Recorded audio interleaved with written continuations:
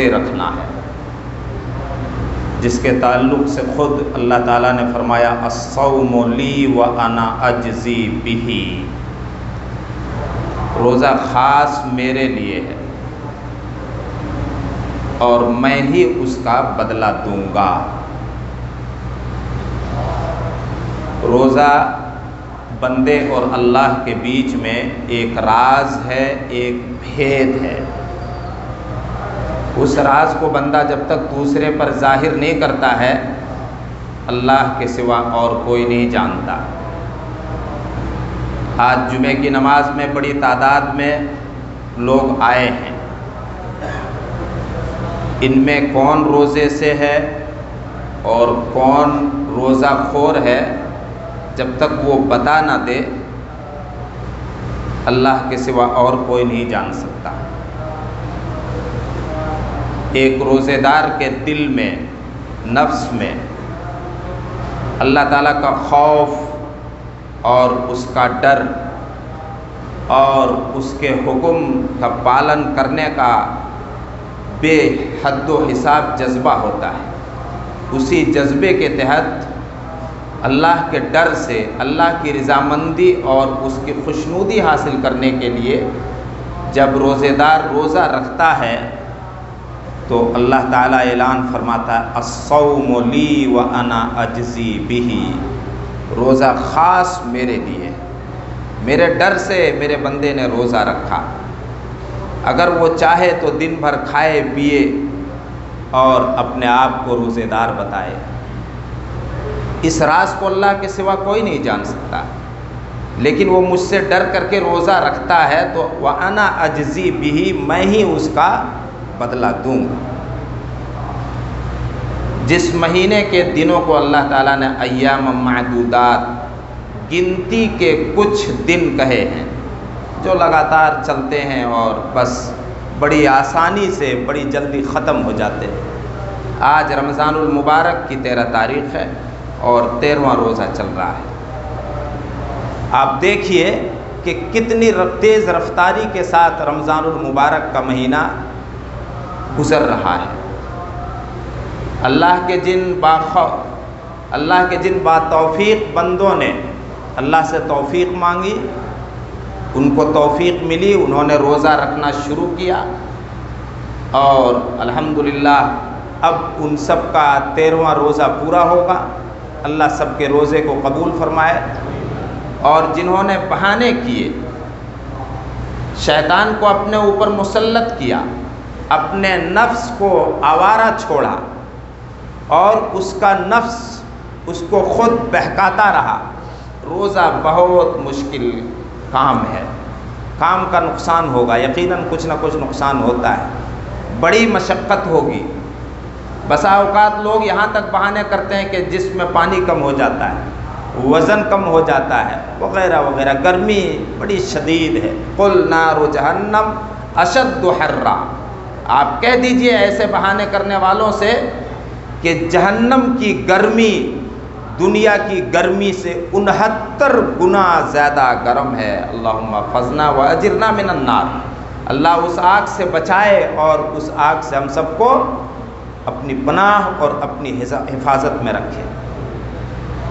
جو لوگ واقعتاً معذور نہیں اللہ کی نظر میں شریعت کے اعتبار سے اور وہ کوتاہی کر کے روزہ چھوڑ رہے ہیں، تو ان کے لیے یہی ایک راستہ ہے کہ وہ توبہ کریں اور کل سے روزہ رکھنا شروع کریں۔ اور اگر واقعتاً شریعت نے ان کو معذور قرار دیا ہے، کسی ایسی بیماری میں مبتلا ہیں کہ وہ روزہ نہیں رکھ سکتے اور بعد میں شفا یابی کی امید ہے، تو وہ بعد میں قضا کریں کچھ روزے جو چھوٹ گئے ہوں۔ اور اگر وہ سالوں بیمار رہتے ہیں، شفا یابی کی کوئی امید نہیں ہے، تو پھر ہر روزے کے بدلے میں ایک مسکین اور ایک غریب کو کھانا دے کر کے وہ روزے کا ثواب اور مقام پائے اور حاصل کرے۔ اللہ رب العالمین نے بڑی آسانیاں رکھی۔ رمضان المبارک میں نبی اکرم صلی اللہ علیہ وسلم کا یہ بھی معمول تھا کہ آپ رمضان المبارک میں بڑے سخی ہو جاتے تھے۔ آپ کی داد و دہش دوسروں کو نوازنے اور دینے کا معاملہ دوسرے دنوں کے مقابلے میں بڑھ جاتا ہے۔ کان رسول اللہ اجود الناس واجود ما یکون رمضان حین یلقاہ جبریل، آپ صلی اللہ علیہ وسلم سب سے بڑھ کر کے دینے والے تھے، اور آپ کی یہ داد و دہش کا معاملہ رمضان المبارک میں جب آپ کی ملاقات حضرت جبریل سے ہوتی تو اور زیادہ بڑھ جایا کرتی تھی۔ پوری دنیا کے مسلمان مالی عبادت بھی اس مہینے میں کرتے ہیں۔ جن صاحب نصاب لوگوں پر زکوٰۃ فرض ہوتی ہے وہ زکوٰۃ کی ادائیگی کا اہتمام کرتے ہیں۔ جو صاحب نصاب نہیں ہے، اس حد تک جن کی مالیت نہیں پہنچتی کہ زکوٰۃ فرض ہو، وہ عام صدقات اور نفلی صدقات ادا کر کے اجر و ثواب پاتے ہیں۔ آج کے خطبہ جمعہ میں زکوٰۃ پر مختصر روشنی ڈالی جائے گی۔ قرآن کریم میں 82 مقامات پر زکوٰۃ کا تذکرہ ہے، اللہ اکبر، 82 مقامات پر۔ جس عبادت کا 82 مقام پر ذکر ہو اور اس کی اہمیت اور فضیلت اور اجر و ثواب کو اللہ تعالیٰ نے گنایا اور بتایا ہو، اس کو جمعے کے ایک چھوٹے سے خطبے میں بیان نہیں کیا جا سکتا۔ اس میں جو اہم باتیں ہیں وہ بتائی جائیں گی۔ نماز کی پابندی کے ساتھ، روزے کے اہتمام کے ساتھ جو آدمی فرض زکوٰۃ ادا کرتا ہے، تو اللہ کے نبی صلی اللہ علیہ وسلم کے سامنے اس دیہاتی نے جو کہا تھا کہ میں اس سے زیادہ کچھ نہیں کروں گا، اللہ کی عبادت و بندگی کروں گا شرک سے پاک ہو کر، فرض نماز کی پابندی کروں گا، رمضان کے روزے رکھوں گا، زکوٰۃ ادا کروں گا، اور قسم کھا کر کے اس نے کہا میں اس سے زیادہ کچھ نہیں کروں گا۔ تو پھر اللہ کے نبی نے دوسروں سے کہا کہ جو اللہ کی اس دھرتی پر جنتی کو دیکھنا چاہتا ہے وہ اسے دیکھے۔ من سرہ ان ینظر الی رجل من اہل الجنہ فلینظر الیہ، تم میں سے جو جنتی کو دیکھنا چاہتا ہے وہ اس کو دیکھے، یہ جنتی ہے، کیونکہ اس نے اسلام کے ارکان پر، اسلام کے فرائض پر عمل کرنے کی قسم کھائی ہے، اور اس نے اس بات کا بھی وعدہ دیا کہ یہ شرک نہیں کرے گا۔ شرک کے ساتھ عبادتیں قبول نہیں ہوتی ہیں، برباد ہو جاتی ہیں۔ زکوٰۃ ادا کرنے کے بے شمار فائدے ہیں۔ اللہ تعالیٰ نے اس کو قرآن کریم میں بڑے سہل اور آسان انداز میں مثالیں دے دے کر کے سمجھایا اور بتایا ہے۔ اور لفظ زکوٰۃ کے اندر 2 معنی اور 2 مفہوم پائے جاتے ہیں، ایک تو پاکیزگی کا اور ایک بڑھوتری کا۔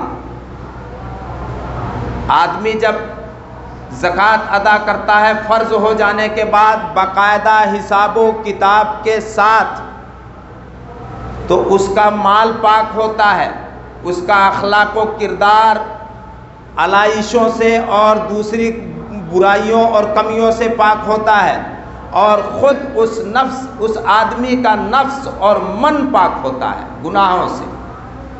خذ من اموالہم صدقۃ تطہرہم وتزکیہم بہا، اے نبی لوگوں کے مال سے صدقات و زکوٰۃ لے کر کے آپ ان کو پاک کر دیجئے، ان کو سنواریے۔ اس سے یہ پتہ چلا کہ صدقات اور زکوٰۃ ادا کرنے سے آدمی گناہوں سے پاک ہوتا ہے، آدمی مال کی بیجا محبت سے پاک ہوتا ہے، آدمی کا نفس اور اس کا دل گناہوں سے پاک ہوتا ہے۔ اور زکوٰۃ کے مفہوم میں ایک معنی جو شامل ہے وہ بڑھوتری کا ہے۔ اللہ تعالیٰ نے ارشاد فرمایا وَمَا آتَيْتُم مِّن زَكَاةٍ تُرِيدُونَ بِهِ وَجْهَ اللَّهِ فَأُولَٰئِكَ هُمُ الْمُضْعِفُونَ، جو مال تم زکوٰۃ میں دیتے ہو اللہ کی رضا اور اس کی خوشنودی چاہنے کے لیے، تھوڑا سا ٹھہریے گا، اللہ کی رضا اور خوشنودی، معاذ اللہ استغفر اللہ، کوئی مالی تاوان، ٹیکس اور ڈنڈ اور جرمانہ سمجھ کر کے نہیں، بلکہ پوری خوش دلی کے ساتھ کہ اللہ تعالیٰ نے ہم پر یہ فرض کیا ہے اور اللہ رب العالمین نے ہم کو اس لائق بنایا ہے، یہ مال جو اللہ کی دی ہوئی امانت ہے، یہ سب سوچتے ہوئے جو ادا کرتا ہے، اور جو تنگ دلی کے ساتھ زکوٰۃ وصول کرنے والوں کو بار بار پھیرے اور گوتے لگواتا ہے اور بڑی مشکل سے بغیر حساب و کتاب کے یوں ہی اٹھا کر کے دے دیا،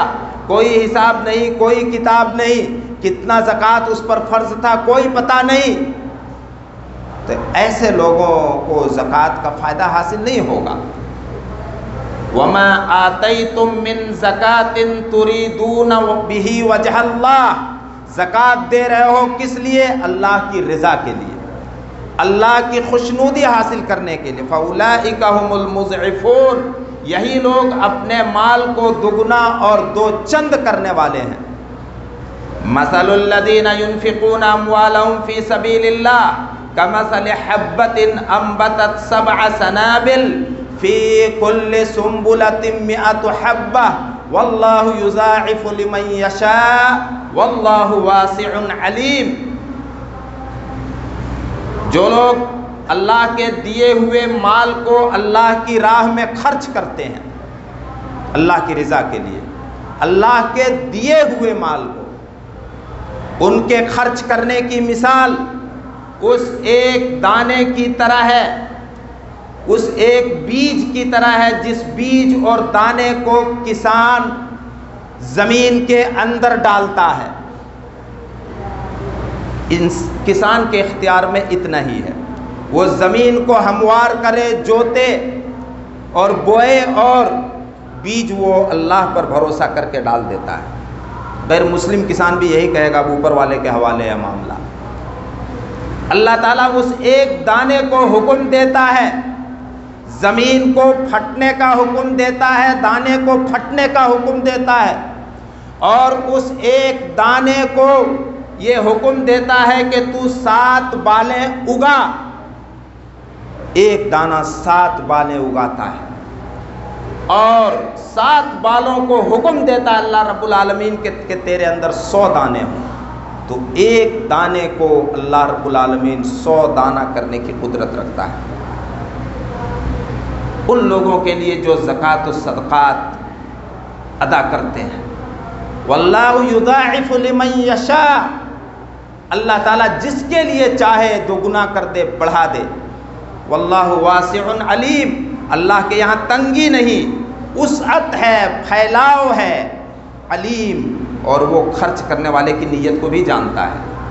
کیسے مال خرچ کر رہا ہے، مال کہیں حرام کمائی کی تو نہیں، کہیں سود و بیاج کی تو نہیں، کہیں غریب کا ہڑپا ہوا مال اور مارا ہوا حق تو نہیں ہے، علیم ہے وہ۔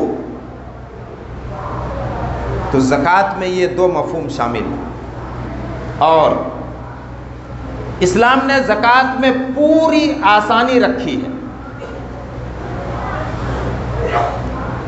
اسلام نے یہ نہیں کیا ہے کہ ہر مہینے تم پر زکوٰۃ فرض ہے، نہیں، سال میں 1 مرتبہ، وہ بھی چاند کے مہینے اور تاریخ کے اعتبار سے۔ بچت پر پورا 1 سال گزر جائے اور اس بچت کی مقدار کتنی ہو، نصاب کتنا ہو، 7.5 تولہ سونا، 87 گرام، یا 52.5 تولہ چاندی، 612 گرام کے برابر اس کی قیمت ہو، اور قرض وغیرہ نہ ہو۔ قرض سے آدمی پاک ہو، اگر قرض ہے تو پہلے قرض ادا کرے گا، قرض ادا کرنے کے بعد بچت 7.5 تولہ سونے کے برابر، اس کی قیمت کے برابر، یا 52.5 تولہ چاندی کی قیمت کے برابر پہنچ رہا ہے، مال تو پھر اس پر زکوٰۃ فرض ہے، صرف 2.5%، زیادہ نہیں، 2.5%۔ کتنی آسانی اسلام نے رکھی ہے۔ لوگ قرض کا بہانہ کرتے ضرور ہیں، جب قرض کو شرط رکھا ہے اسلام نے زکوٰۃ ادا کرنے میں کہ قرض سے آدمی پاک ہو۔ واقعتاً ایسا دیکھا گیا ہے کہ قرض کا بہانہ کر کے آدمی زکوٰۃ نہیں دیتا ہے، جس پر زکوٰۃ فرض ہے کہ ہم پر قرض ہے، قرض ادا کر سکتا ہے، اس کے پاس پیسے ہیں، لیکن قرض ادا نہیں کر رہا ہے۔ یاد رکھیے اللہ کے رسول صلی اللہ علیہ وسلم نے اس شخص کا جنازہ نہیں پڑھایا تھا جو قرض دار مرا تھا۔ کسی کا قرض لے لینا اور اس میں آنا کانی اور ٹال مٹول کرنا اور زکوٰۃ سے بچنے کے لیے بہانہ اس کو بنانا، یہ آسان نہیں ہے۔ اگر روپے پیسے نقدی 7.5 تولے سونے کی قیمت کے برابر یا 52.5 تولہ چاندی کی قیمت کے برابر، دونوں میں سے کس کی قیمت کو معیار اور اسٹینڈرڈ بنائیں گے؟ آج دونوں کی قیمتوں میں بڑا فرق ہے۔ اہل علم نے یہی لکھا ہے کہ چاندی کو معیار بنائیں گے نقدی میں اور تجارت اور دھندے کے سامان میں، تاکہ دینے والے زیادہ رہیں اور لینے والوں کو خوب فائدہ پہنچے۔ الید العلیا خیر من الید السفلی، کے اوپر والا ہاتھ، دینے والا ہاتھ بہتر ہے نیچے کے ہاتھ سے۔ بہتر لوگ مسلم سماج اور مسلم بستی میں زیادہ رہیں، اس لیے چاندی کی قیمت کو معیار بنائیں گے۔ مال تجارت، کسی کے پاس کپڑے کا دھندا ہے، کسی کے پاس برتن کا دھندا ہے، اور بھی اس قسم کی چیزوں کا دھندا ہے، تو اس تجارت کے مال میں بھی سال گزرنے پر زکوٰۃ ہے۔ کیسے؟ اس کا طریقہ کیا ہے؟ سال گزرنے پر، سال ہونے پر جتنا مال ہے اس کا حساب لگائیں گے اور اس کے پاس اس مال سے کمائے ہوئے جو پیسے ہیں اس کو بھی اس میں ملا لیں گے۔ اب نمبر آئے گا قرض کا۔ آپ نے کسی اگلے کو ادھار دے دیا ہے، قرض دے دیا ہے سامان، اور جیسا کہ رننگ حالت میں اور روٹیشن میں یہ چلتا ہے بزنس میں، آپ کو اس مہینے میں آنے کی امید ہے جس مہینے میں آپ زکوٰۃ ادا کر رہے ہیں، رمضان میں یعنی، تو اس کو بھی آپ حساب میں ملا لیجئے۔ سامان کی قیمت کتنی، آپ کے پاس اس سامان سے کمائی ہوئی نقدی کتنی ہے، اور آپ کو اس مہینے میں جو آنے کی امید ہے، ادھاری جو بیٹھی ہوئی تھی، یہ تینوں کو ملا لیجئے۔ تینوں کو ملانے کے بعد آپ نے کہیں اگلے مہاجن سے ادھار مال تو نہیں لے رکھا ہے۔ اسلام پوری رعایت کرتا ہے انسان کی۔ آپ کے پاس دکان میں جو سامان ہے ادھار کا تو نہیں ہے، اگر ادھار کا ہے تو کتنے ادھار کا ہے، آپ سے اگلا مہاجن کتنا مانگتا ہے، اس کو نکالیے، اور صرف نکال کے رکھیے مت، اب مہاجن کو پہنچائیے، بہانے مت کیجیے۔ اگر مر گئے اسی حالت میں تو آپ اپنے جنازے کی فکر نہیں کر رہے ہو تو آپ کی اولاد کیا فکر کرے گی؟ یہ غور کرنے کی بات ہے۔ ہمارے بچے اگر مر گئے بچے دے دیں گے، آپ نہیں دے رہے ہو تو آپ کے بچے کیا دیں گے؟ اب اسلام کہتا ہے کہ یہ سب حساب کرنے کے بعد اگر 52.5 تولہ چاندی کے برابر تمہاری دکان کا مال، پیسہ اور ادھاری جو آنا تھا وہ سب ہو رہا ہے تو اب 2.5% زکوٰۃ ادا کرو۔ 100 میں صرف 2.5 روپے۔ ایک متیرا لیتے ہو 5 کلو کا، 2 کلو کھاتے ہو اور 3 کلو لگ بھگ چھلکا پھینک دیتے ہیں۔ پھینکتے اس وقت تو نہیں کہتے ہیں کہ آدھا سے زیادہ جا رہا ہے۔ تو انسان کماتا ہے ضرور، لیکن اللہ رب العالمین نے ایک نظام بنایا ہے کہ تمہارے ہاتھ سے تمہارے جیسے غریب بھائیوں کی مدد ہو، مسلم قوم کی فلاح و بہبودی اور ترقی کے لیے تمہاری کمائی میں سے کچھ حصہ جائے، نبی اکرم صلی اللہ علیہ وسلم کی زندگی نبوت ملنے سے پہلے، نبی بنائے جانے سے پہلے جو زندگی ملتی ہے، وَتُقْسِمُ الْمَعْدُومِ، آپ کماتے تھے غریبوں کے لیے، ناداروں کے لیے۔ اللہ اکبر، اپنے لیے نہیں کما رہے ہیں آپ، کس کے لیے کما رہے ہیں؟ سماج اور معاشرے کے غریبوں کے لیے۔ تو اسلام نے زکوٰۃ میں پوری رعایت رکھی ہے، جو مختصر روشنی ڈالی گئی۔ اگر اس طرح سے آپ پر زکوٰۃ فرض ہو تو 2.5% خوش دلی کے ساتھ ادا کیجیے۔ اگر زکوٰۃ فرض نہیں ہے تو نفلی صدقات اس مہینے میں کچھ نہ کچھ ضرور ادا کریں۔ اللہ کے نبی صلی اللہ علیہ وسلم نے فرمایا، الصدقۃ تطفئ الخطایا کما یطفئ الماء النار۔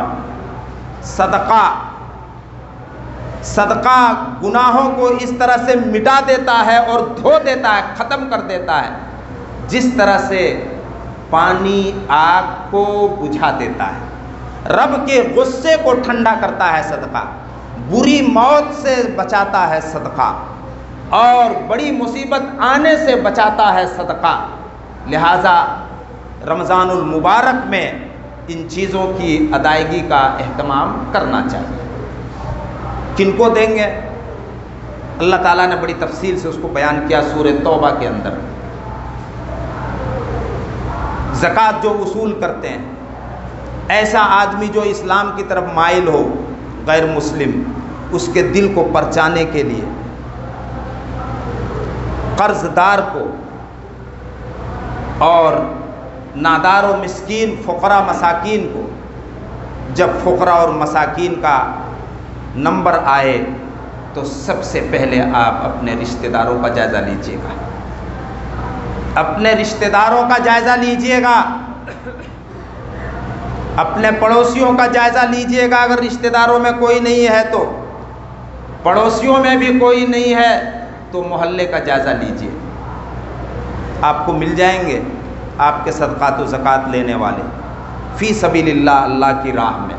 یہ سب سے کشادہ اور پھیلا ہوا دروازہ ہے فی سبیل اللہ، اللہ کی راہ میں۔ ہر وہ نیکی کا کام جو مسلم سماج کے لیے بہتر ہو، انہی میں آج کل کے اسلامی تعلیمات کے ادارے آتے ہیں۔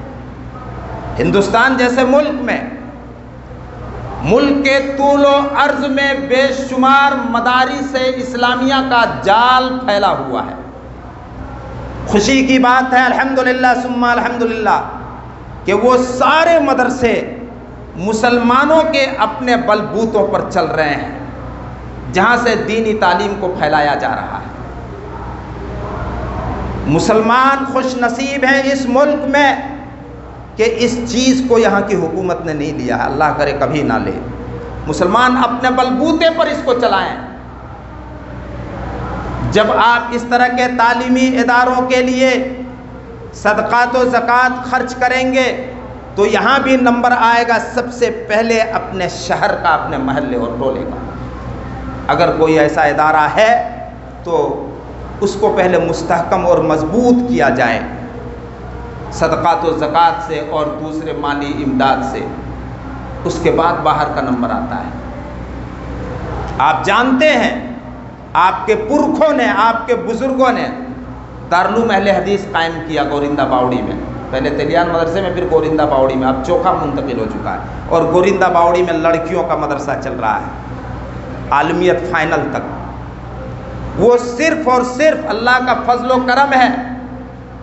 یہ دینی باتیں اس لیے خطبے میں کہہ رہا ہوں کہ آپ جیسے مسلمانوں کے تعاون سے یہ دونوں ادارے چل رہے ہیں۔ آپ خوش نصیب ہیں کہ آپ کے پیسے ایسی جگہ لگ رہے ہیں کہ آپ اپنی آنکھوں سے دیکھ سکتے ہیں جا کر کے۔ چوکھا مدرسے کا مہینے کا خرچہ 2.5 لاکھ، اور ابھی ایک بلڈنگ بن رہی ہے جس کا تخمینہ 50 لاکھ کا ہے۔ یہ کہاں سے پورا ہوگا یہ خرچہ؟ صرف اور صرف جودھ پور کے مسلمانوں سے، وہ بھی خاص طور سے اپنی جمعیت سے جڑنے والوں سے یہ پورا ہوگا۔ اللہ سب کے تعاون کو قبول کرے۔ آج لڑکیوں کے مدرسے کے لیے جو سوچتی گیٹ کے اندر گورندہ باوڑی میں چل رہا ہے، اس کے لیے آپ کے سامنے جھولی پھیلائی جائے گی، آپ اس میں اپنا تعاون پیش کیجئے گا۔ اور دارالعلوم کا تعاون الحمدللہ آ رہا ہے، لیکن کچھ بھائیوں کے باقی ہیں جو کم دینے کی حیثیت رکھتے ہیں، وہ اپنے آپ کو قطعاً کمتر نہ سمجھیں۔ اسلام نے تو اتنی گنجائش رکھی ہے کہ کھجور کا ایک ٹکڑا اگر صدقہ کرنے کے لائق ہو تو اسی کا صدقہ کرو، اور جہنم کی آگ سے بچاؤ کا ذریعہ اس کو بناؤ۔ آپ کے 10-20 روپے ایک بڑی طاقت بنتے ہیں، اور اس سے ایک بڑی ضرورت پوری ہوتی ہے۔ تو لڑکیوں کے مدرسے کے لیے جھولی پھیلائی جائے گی، اور یہ رسید ڈائری جو دیکھ رہے ہیں میرے ہاتھ میں ہے، اس میں آپ دارالعلوم کا تعاون کریں۔ اس موضوع پر اور انشاءاللہ تعالی عصر کے بعد اور فجر کے بعد جو دروس ہوتے ہیں ان میں روشنی ڈالی جائے گی۔ اللہ رب العالمین ہم سب کے روزوں کو قبول فرمائے، اور جو بچ گئے ہیں دن اس مہینے کے، اللہ خیر و عافیت اور امن و شانتی کے ساتھ نکال دے، اور پوری دنیا میں بالخصوص اس ملک میں اللہ رب العالمین امن و شانتی کا دورہ کرے۔ جو بیمار ہیں، جنہوں نے بیماروں کی تندرستی اور شفایابی کے لیے درخواست کی ہے، ان کو بھی اور دوسرے تمام بیماروں کو اللہ رب العالمین بھرپور اور پوری شفا عطا کرے، اور ہم سب کو اللہ رب العالمین بیماریوں سے بچائے۔